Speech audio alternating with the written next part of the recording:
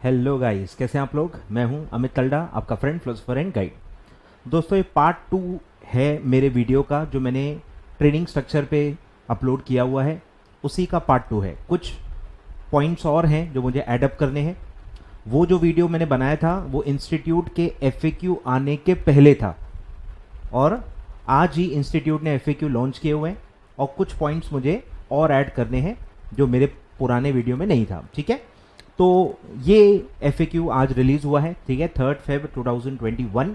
तो कुछ पॉइंट्स हम इसमें डिस्कस करेंगे। ठीक है, सबसे पहला है जो मैंने कवर नहीं किया, वो है कि अगर आपने 15 डेज एकेडमिक प्रोग्राम किया है ओल्ड ट्रेनिंग स्ट्रक्चर में, अगर आपने 15 डेज एकेडमिक प्रोग्राम पूरा किया है, 15 डेज वाले में काफी ब्रेकअप होता है, आपको पता ही होगा। तो पूरा 15 डेज अगर आपने एकेडमिक प्रोग्राम किया हुआ है, उसका आपका कंप्लीशन सर्टिफिकेट आपके पास है, तो इंस्टीट्यूट ने आपको EDP में 15 डेज क्लासरूम का जो EDP है, 15 डेज क्लासरूम वाला जो EDP है, उससे एग्जम्पशन दिया हुआ है।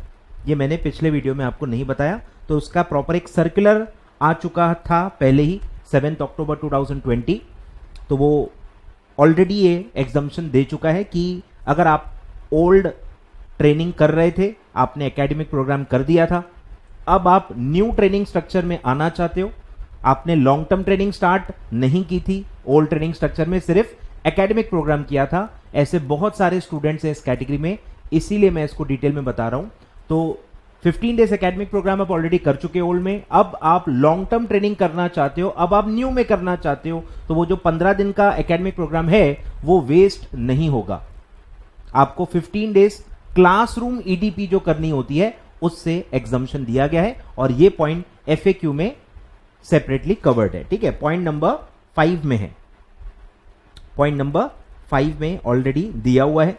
Students have already completed their 15 days academic program under previous training structure और have been granted exemption there from and switching over to the new training structure are exempted to undergo 15 days classroom EDP under new training structure. इसका मतलब however they are required to complete 15 days EEDP करना पड़ेगा।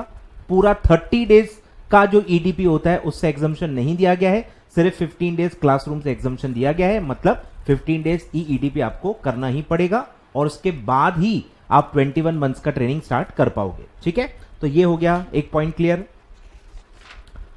फिर आते हैं आगे।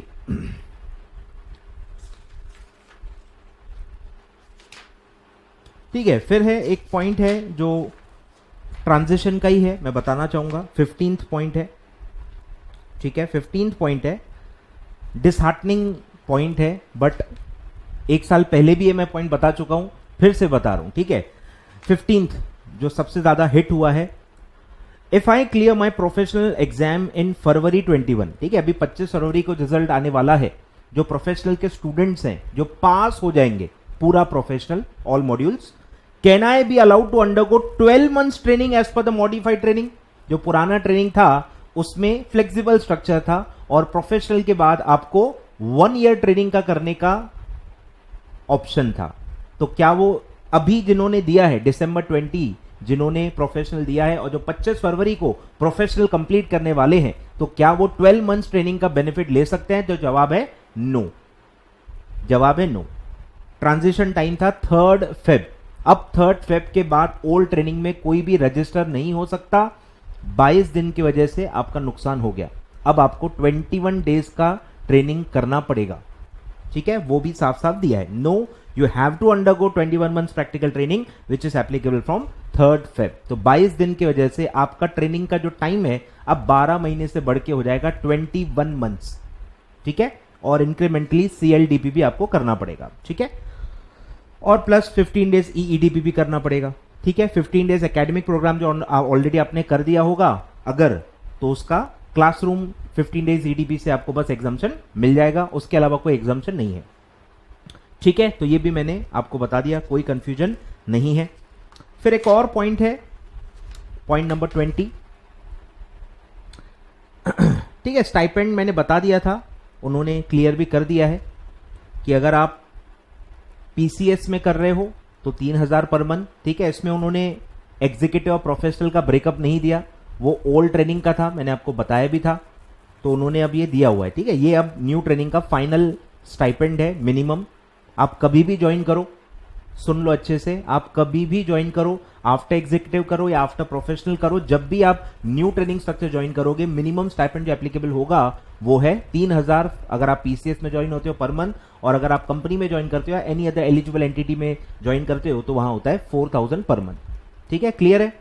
चलिए sir, फिर है पॉइंट नंबर 20 कि कितने ट्रांसफर्स अलाउड हैं। ये काफी बच्चे पूछ रहे हैं और ये मैंने पिछले पार्ट में कवर नहीं किया था कि ट्रांसफर अलाउड है कि नहीं। यस, अलाउड है। और कितने अलाउड है? 2 ट्रांसफर, 2 बार आप ट्रांसफर ले सकते हो, मतलब आप ट्रेनर बदल सकते हो, ट्रेनिंग बदल सकते हो, फर्म या कंपनी बदल सकते हो, ठीक है। ड्यूरिंग एंटायर 21 मंथ्स ट्रेनिंग आप 2 बार ट्रांसफर ले सकते हो, ठीक है। क्लियर है, लिखा हुआ है। आगे बढ़ते हैं, बाकी सब मैंने बता दिया है और काफी सारे प्रोसीजरल पॉइंट्स हैं जो अभी मुझे नहीं लगता आपके अभी कोई काम के हैं। जब आप स्टार्ट करोगे, सब आप डिटेलिंग में जाओगे, तब आपको वो काम में आएगा। और स्टिमुलेट वेबसाइट में ही सब कुछ है, सब आसान है और पूरा यूजर मैनुअल भी अवेलेबल है। मेरे वीडियो में भी मैंने लिंक दे दिया है यूजर मैनुअल का कि स्टिमुलेट वेबसाइट पे कैसे रजिस्टर करना है, क्या क्या ऑप्शंस होते हैं, और स्टेप बाय स्टेप सारे स्क्रीनशॉट के साथ इंस्टीट्यूट ने मेहनत करके आपको पीडीएफ दे दिया है, बस वो आपको फॉलो करना है, ठीक है। फिर एक और पॉइंट है,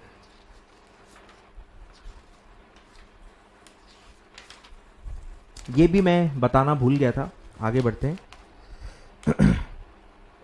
38 एंड 39 ये भी बहुत ज्यादा फ्रीक्वेंटली आस्क्ड क्वेश्चन है कि सर मैं सीए भी कर रहा हूं, मैं CA as well as CS का स्टूडेंट हूं और मैं सीए में ऑलरेडी 3 साल की ट्रेनिंग कर रहा हूं, तो क्या वो सीए के अंडर 3 साल की जो मैं आर्टिकलशिप कर रहा हूं, क्या उसका कोई बेनिफिट मुझे सीएस की ट्रेनिंग में मिल सकता है? तो जवाब है नो, कोई बेनिफिट नहीं है, ठीक है। आर्टिकलशिप का कहीं भी कोई भी एग्जम्पशन कोई भी इंस्टीट्यूट ने नहीं दिया हुआ, ठीक है। तो अगर आप सीए कर रहे हो और आपने 3 साल की ट्रेनिंग कर ली है तो भी कोई फायदा नहीं है, उसका सीएस की ट्रेनिंग से कोई एग्जम्पशन नहीं मिलेगा, आपको सीएस की ट्रेनिंग अलग से करनी पड़ेगी, ठीक है। और same, is there any exemption from long term training on the base of work experience in CA firm और लॉ फर्म, ठीक है, वो भी है नो। सिर्फ कंपनी सेक्रेटरी इन प्रैक्टिस, वो भी जो मैंने पूरा आपको क्लॉज समझाया था पिछले वीडियो में, उसी के हिसाब से एग्जम्पशन है और वो सिर्फ सीएस के पास आपने काम किया है तो ही मिलता है, ठीक है। अगर आप सीए फर्म में काम कर रहे हो या लॉ फर्म में आप काम कर रहे हो तो उसका कोई एग्जम्पशन नहीं मिलता, ठीक है। क्लियर है? तो ये 2 चीजें थी, बाकी सब काम की चीजें मैंने बता दी थी। और एक पॉइंट है जो मैं बताने वाला था, 44 एग्जम्पशन। जब मैंने बताया पिछले पार्ट में तो उसमें मैंने बताया था कि एग्जम्पशन पूरे 21 मंथ्स ट्रेनिंग से आप क्लेम कर सकते हो एंड ईडीपी से भी, ईडीपी प्लस प्रैक्टिकल ट्रेनिंग दोनों मिला के वो एग्जम्पशन है। तो सिर्फ ईडीपी, पूरा जो 30 डेज का ईडीपी है उसका एग्जम्पशन है ही नहीं, सिर्फ ईडीपी का कहीं भी एग्जम्पशन है ही नहीं। सिर्फ जो मैंने आपको एक एग्जम्पशन बताया कि अगर आपने मॉडिफाइड ट्रेनिंग स्ट्रक्चर में 15 डेज का एकेडमिक प्रोग्राम किया है तो आपको 15 डेज का classroom EDP under new structure exempt रहेगा, पूरा 30 डेज के ईडीपी का कहीं भी एग्जम्पशन नहीं है। तो ये साफ साफ दिया हुआ है, is there any exemption available from 1 month EDP, सिर्फ पूरे 1 मंथ ईडीपी का कोई एग्जम्पशन कोई और बेसिस पे ले सकते हैं क्या? तो जवाब है no. The exemption is available from 21 months training and 1 month EDP, पूरा ये दोनों एग्जम्प्ट हो जाएगा। दूसरा पॉइंट कि सीएलडीपी से कोई एग्जम्पशन नहीं है, आप ओल्ड से न्यू आओ या आप कोई भी बेसिस पे कोई भी एग्जम्पशन क्लेम कर रहे हो, सीएलडीपी का एग्जम्पशन है ही नहीं। मतलब भले आप वर्क एक्सपीरियंस के बेसिस पे एग्जम्पशन ले रहे हो, जो कि काय का एग्जम्पशन मिलेगा 21 मंथ ट्रेनिंग का और 1 मंथ ईडीपी दोनों का मिला के एग्जम्पशन मिल जाएगा, लेकिन कहीं भी सीएलडीपी का एग्जम्पशन नहीं दिया है, ठीक है। तो यहां दिया है there is no separate exemption available for 1 month EDP, सिर्फ 1 मंथ ईडीपी अलग से कहीं कोई एग्जम्पशन नहीं है, सिर्फ 15 दिन का क्लासरूम ईडीपी का एग्जम्पशन दिया गया है। Further the student who have already completed 15 academic program can refer the circular, जो मैंने आपको बता दिया, ऑन द वेबसाइट, और उसके हिसाब से सिर्फ 15 डेज क्लासरूम ईडीपी एग्जाम्प्ट है, मतलब 15 डेज ईडीपी आपको करना पड़ेगा, ठीक है। और सीएलडीपी का कोई भी एग्जम्पशन है ही नहीं, मतलब वो हर स्टूडेंट को करना पड़ेगा, ठीक है। तो ये सब पॉइंट्स थे जो मुझे बताने थे। सिर्फ एक पॉइंट अभी भी मेरा क्लियर नहीं है, कुछ कुछ इन्होंने दिया है, बट फिर भी स्टूडेंट बहुत अलग अलग स्टेजेस पे हैं, अलग अलग प्रॉब्लम्स में, अलग अलग सिचुएशन में है, तो सारी सिचुएशन तो कवर नहीं की जा सकती है। तो एक और मैं पॉइंट कवर करना चाहूंगा।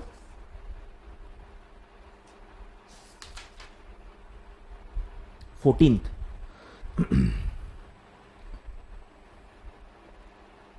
ठीक है, 14th, ये भी काफी बच्चे पूछ रहे हैं। I am executive pass student, completed 6 months of my training out of the 15 months, ठीक है। 15 months ओल्ड ट्रेनिंग स्ट्रक्चर में आप कर रहे थे और आपने बीच में डिसकंटिन्यू कर दिया, ठीक है, and discontinue the same. Old training में कंटिन्यू करना था तो उसका भी डेट 3rd Feb था, जो कि अब हो चुका है। तो अगर आप पहले कोई ट्रेनिंग कर रहे थे, बीच में आपने डिसकंटिन्यू कर दी थी, अब आपको फिर से करना है, तो अब आपको न्यू ट्रेनिंग में ही करना पड़ेगा। अब सवाल उठता है कि कितना समय करना है, ठीक है। तो वो दिया है, can I complete my balance training of 9 months। Sorry, 9 months कहां से आया? 15 महीने की ट्रेनिंग थी आपकी, जब जो आपने एनरोल की थी। 6 महीने, सॉरी, हाँ 6 महीने आपने कर ली थी, 9 महीने बचते हैं। तो बस ये बैलेंस ट्रेनिंग कैसे निकालते हैं, इस पे कंफ्यूजन था। तो इससे मुझे लगता है कि अब क्लियर है कि बैलेंस कैसे निकालना है पुराने ट्रेनिंग का। मुझे लगा था कि नए ट्रेनिंग का निकालना पड़ेगा। काफी बच्चे ऐसे भी सिचुएशन में हैं कि जो फाउंडेशन के बाद जिन्होंने ओल्ड ट्रेनिंग स्ट्रक्चर में स्टार्ट कर दी थी, जो कि 36 months थी, अब उन्होंने सपोज 18 महीने कर ली है, या 21 months कर ली है, या 24 months कर ली है। अब अगर वो स्विच करते हैं, अब न्यू ट्रेनिंग तो है ही 21 months की, अब उन्होंने अगर 21 months ओल्ड में कर लिया है, अब वो स्विच करते हैं तो उनको कितनी ट्रेनिंग करनी पड़ेगी? ये कंफ्यूजन था कि बैलेंस ट्रेनिंग कैसे निकालेंगे, न्यू में से माइनस करेंगे या ओल्ड में से माइनस करेंगे। तो ये क्वेश्चन जैसे फ्रेम किया गया, इससे मेरा यही इंटरप्रिटेशन निकलता है कि ओल्ड में से ही माइनस करना है, मतलब कोई बेनिफिट इंस्टीट्यूट ने नहीं दिया है, स्विच करके आप कोई फायदा नहीं ले सकते, ठीक है। तो ये सब दिया है। On on after 3rd Feb you are required to continue your balance training under new structure. अब आप ओल्ड स्ट्रक्चर में कंटिन्यू नहीं कर सकते, न्यू में ही आना पड़ेगा। अब सबसे बड़ा प्रॉब्लम क्या है, ईईडीपी भी करना पड़ेगा और सीएलडीपी भी करना पड़ेगा। आप सोचोगे 9 months ट्रेनिंग है, ओल्ड में हो या न्यू में हो, क्या फर्क पड़ता है भाई? लॉन्ग टर्म ट्रेनिंग तो सेम ही होती है, कोई भी स्ट्रक्चर में हो। प्रॉब्लम सिर्फ शॉर्ट टर्म ट्रेनिंग का है, मतलब सीएलडीपी का। अब आपको सीएलडीपी भी करनी पड़ेगी और आपको ईईटीपी भी करना पड़ेगा, ठीक है, वो दिया नीचे। But you have to complete 1 month EDP prior to starting the balance training, ठीक है। बैलेंस ट्रेनिंग भी आप अब स्टार्ट नहीं कर पाओगे जब तक आप ईडीपी नहीं करते, और बैलेंस ट्रेनिंग के बाद फिर आपको सीएलडीपी भी करना पड़ेगा, ठीक है। तो ये एक ट्रांजिशनल प्रोविजन था, ठीक है।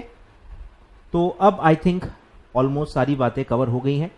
और भी काफी ट्रांजिशन में बच्चे हैं, आप कमेंट में पूछ के रिजॉल्व कर सकते हो। अगर कोई पॉइंट ऐसा है जो मैंने कवर नहीं किया है तो डेफिनेटली मैं उसमें कमेंट करके आपको रिजॉल्व कर दूंगा, ठीक है।